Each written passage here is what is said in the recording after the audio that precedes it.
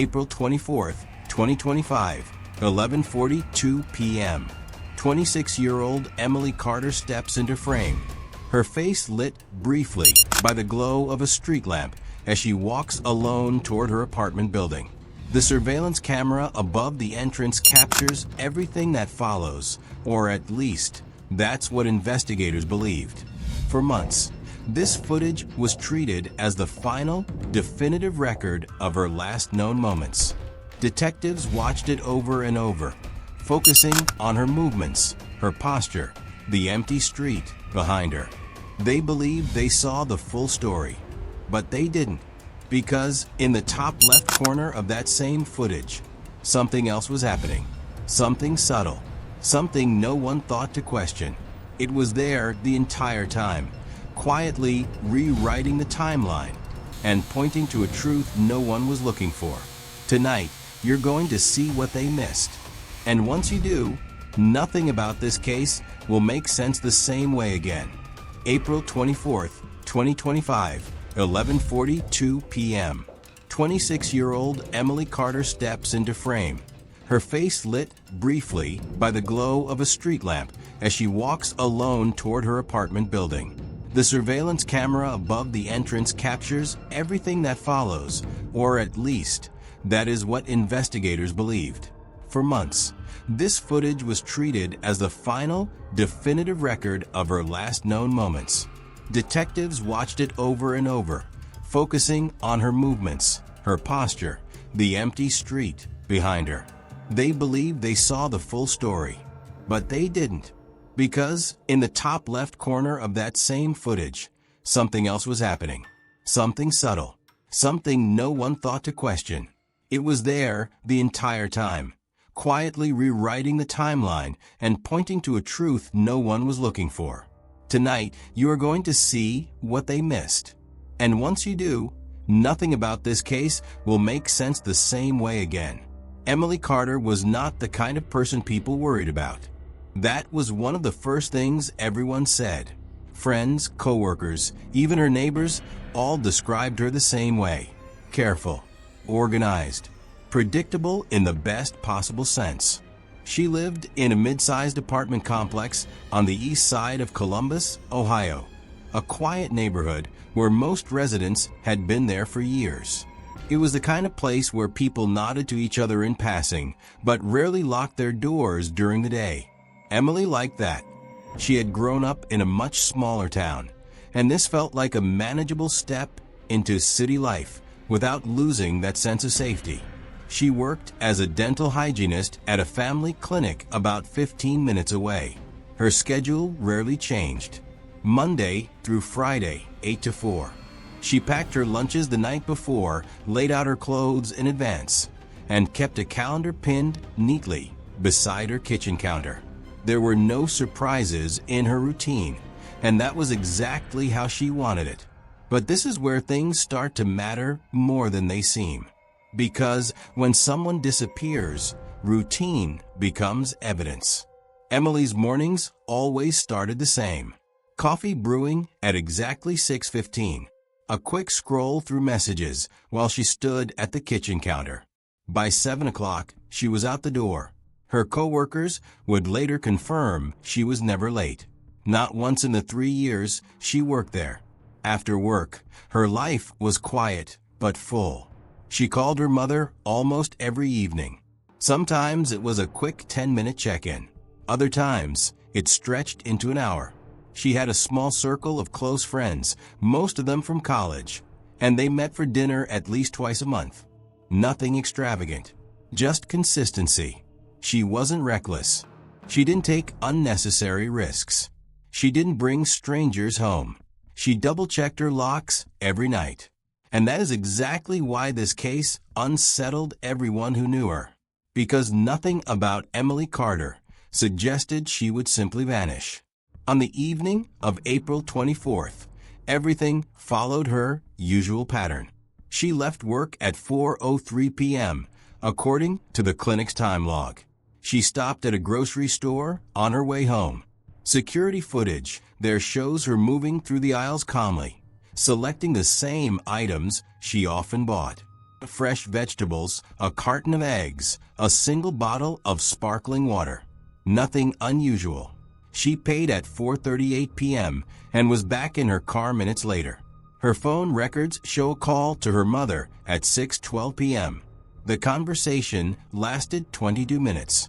Her mother would later say Emily sounded completely normal, maybe even happier than usual. They talked about weekend plans, about a recipe Emily wanted to try, about nothing that would later stand out as significant.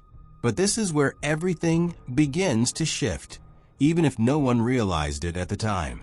At 8:47 p.m., Emily sent a text message to her friend Rachel. It was short, just a confirmation about meeting for brunch on Saturday. Rachel replied almost immediately, and Emily responded again at 8:49. That was the last confirmed communication from her phone. By 9:10 p.m., neighbors reported seeing lights on in her apartment. One neighbor, who lived directly across the hallway, later told investigators she heard faint music playing. Nothing loud, just background noise. Everything still felt normal, but normal can be misleading. At 9:31 p.m., Emily's phone pinged a nearby cell tower as it disconnected from her apartment's Wi-Fi network. That detail would become important later, though at the time, it didn't raise any alarms. Then, at 9:42 p.m., she appears on the surveillance camera outside her building, walking, alone, carrying nothing but her phone. No bag, no groceries, no indication she was planning to go anywhere far. And that moment, that short clip of footage, became the center of the entire investigation. But even in those early hours, there were small questions no one could quite answer. Why would Emily leave her apartment so late, with no clear purpose? Why didn't she tell anyone? And perhaps most importantly, why did it look so ordinary? Because when investigators first reviewed the footage, nothing seemed out of place.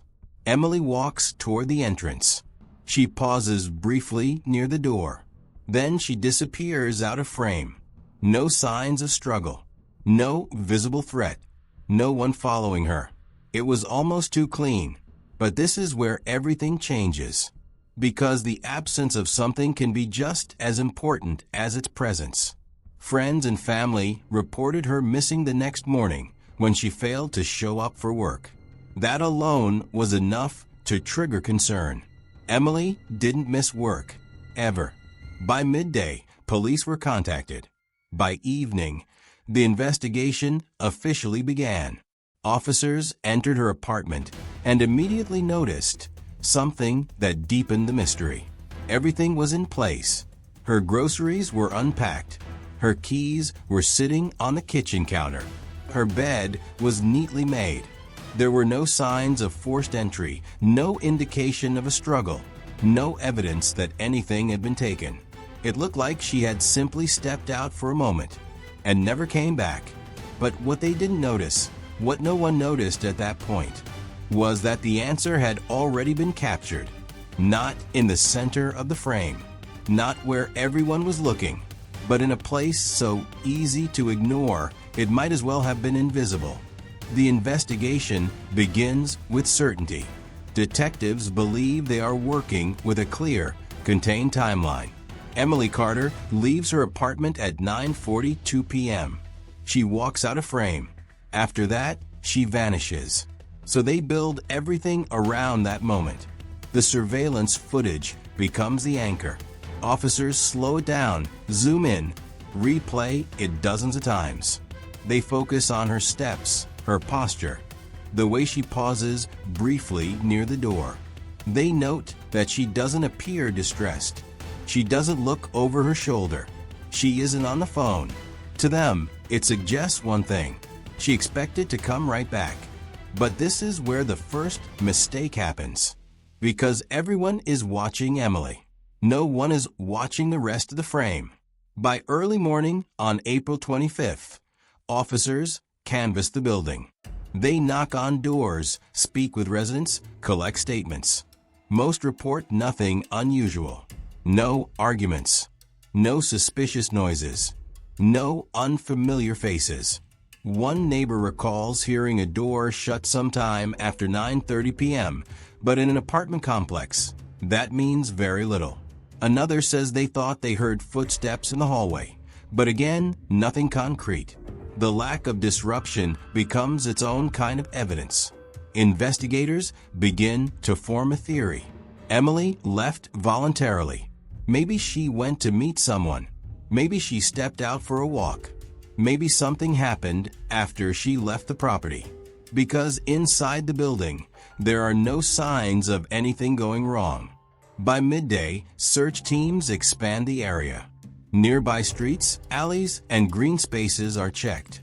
Officers request additional surveillance footage from surrounding businesses and traffic cameras. But nothing shows her. No footage of her walking down the street. No footage of her crossing intersections. No footage of her entering a vehicle. It's as if she disappears the moment she leaves that camera's view. And that absence begins to shape the entire direction of the case.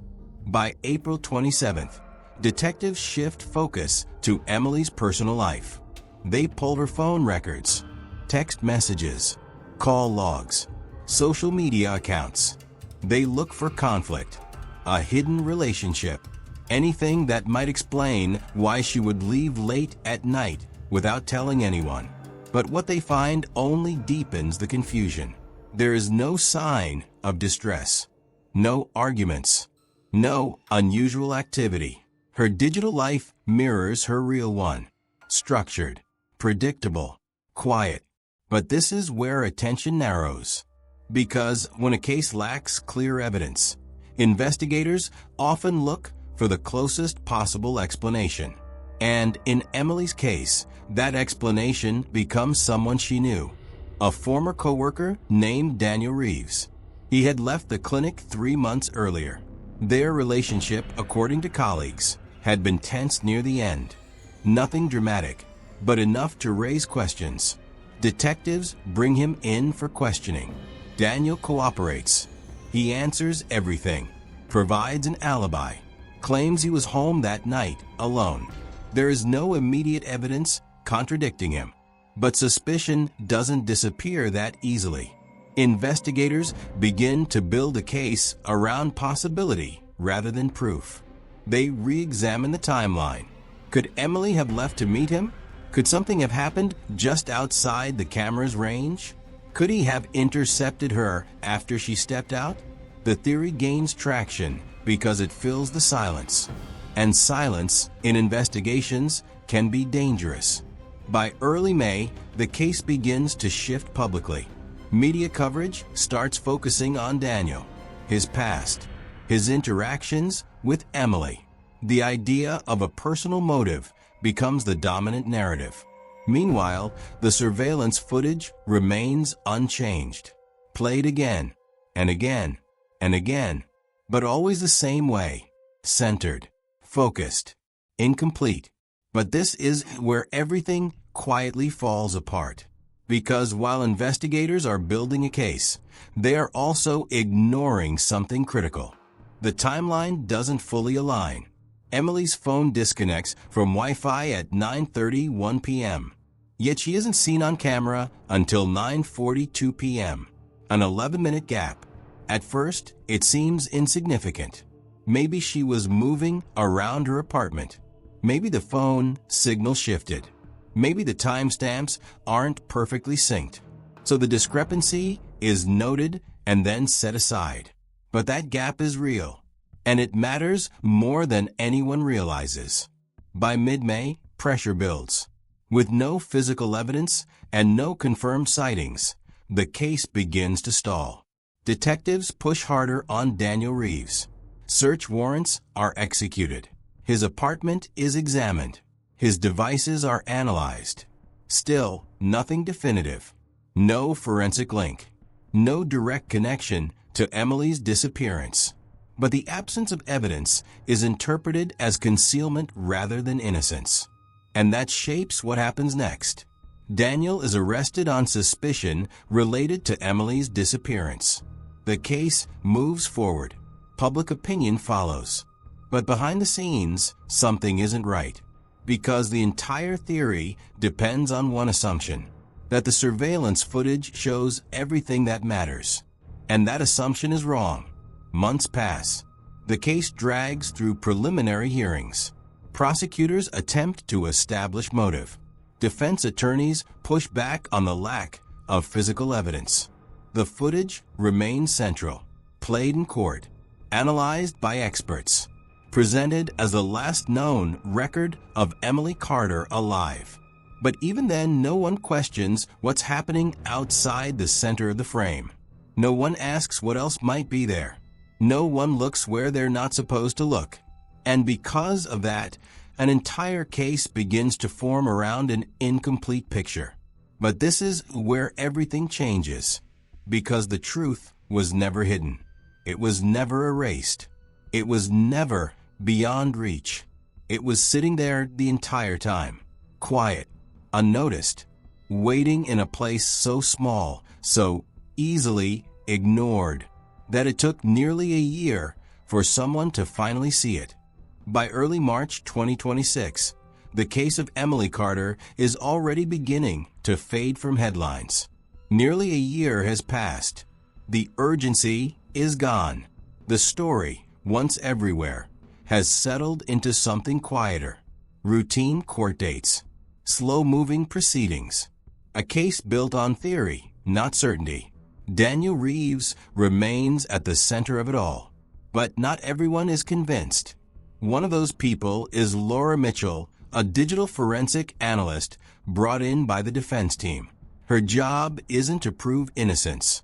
It's to examine the evidence exactly as it exists, without assumption. And that is where everything begins to change. Laura doesn't start with suspects.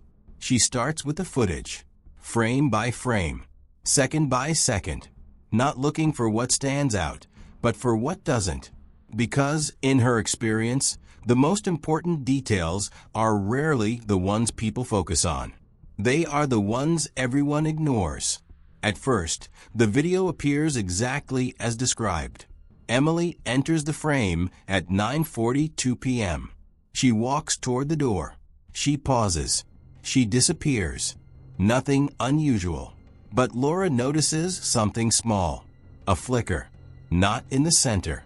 Not near Emily, but in the top left corner. It's faint, easy to miss. Something most people would dismiss as compression noise or a lighting glitch. But it repeats. And repetition means intention. Laura isolates that section of the footage, enhances it, slows it down. And that's when the timeline begins to break. Because at 9:41 p.m., 1 full minute before Emily enters the frame, there is movement, not in the foreground, but in the background, partially obscured by shadow. A shape, a figure, standing just outside the camera's main focus, still, watching. And this is where everything changes, because that figure doesn't arrive after Emily. It's already there, waiting. Laura continues her analysis. At 9:41 and 12 seconds p.m., the figure shifts slightly, just enough to catch a reflection from a distant light source. A shoulder, the outline of a head, then stillness again. At 9:42 p.m., Emily enters. She walks forward, unaware.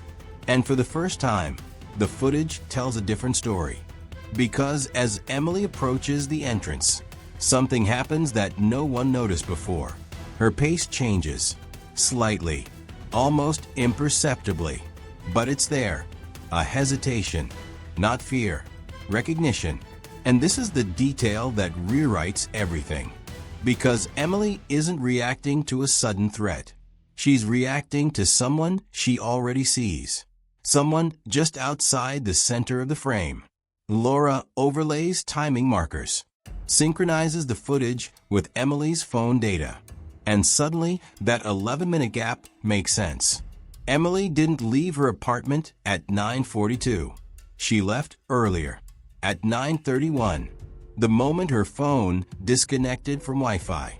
She was already outside, already near the building, already interacting with someone just beyond the camera's primary view. But this interaction was never recorded clearly, only hinted at, in the corner, in fragments. Because no one thought to look there, Laura pushes further, enhancing contrast, mapping movement patterns, and slowly, the figure becomes clearer. Not enough for facial recognition, but enough for identification through behavior, posture, height, movement, and most importantly, clothing. A distinct jacket with reflective striping along the sleeve. That detail becomes the key, because once you know what to look for, you start seeing it elsewhere. Laura requests additional footage, not from the same camera, but from surrounding buildings, parking lots, street-level cameras that had previously been dismissed as irrelevant. And this is where the overlooked detail expands into something undeniable, because that same reflective strip appears again at 9:28 p.m. on a camera across the street. A person standing near the entrance of Emily's building, waiting. At 9:35 p.m., another camera captures the same individual moving slightly closer, positioning. At 9:43 p.m., just seconds after Emily disappears from the original frame, that same figure is seen again, walking away, alone, this time fully visible, and this time identifiable, because the jacket isn't common. It belongs to a specific local utility company, and that leads investigators somewhere they had never seriously considered. A maintenance contractor named Victor Hale. He had access to the building. He had worked there 2 weeks before Emily disappeared. And most importantly, he knew exactly where the cameras were and where they weren't. But this is where the final piece falls into place. Because Victor Hale was never on the suspect list. He had no personal connection to Emily, no obvious motive, no reason to be questioned, which made him invisible. Until now, investigators reopen the case, quietly at first. Then, with urgency, they pull his records, his work logs, his movements, and the pattern emerges. He had returned to the building the night Emily disappeared, unscheduled, unreported, and when confronted with the enhanced footage, with the timeline, with the jacket, the silence breaks. Victor Hale confesses. Not immediately, not completely, but enough. Enough to confirm what the footage had been trying to show all along. Emily didn't vanish after leaving the frame. She was never alone when she entered it. And the most critical moment was never in the center. It was in the corner, missed, ignored, overlooked, because everyone was watching the wrong thing. Daniel Reeves is released. The charges dropped. A life nearly destroyed by a narrative built on incomplete evidence.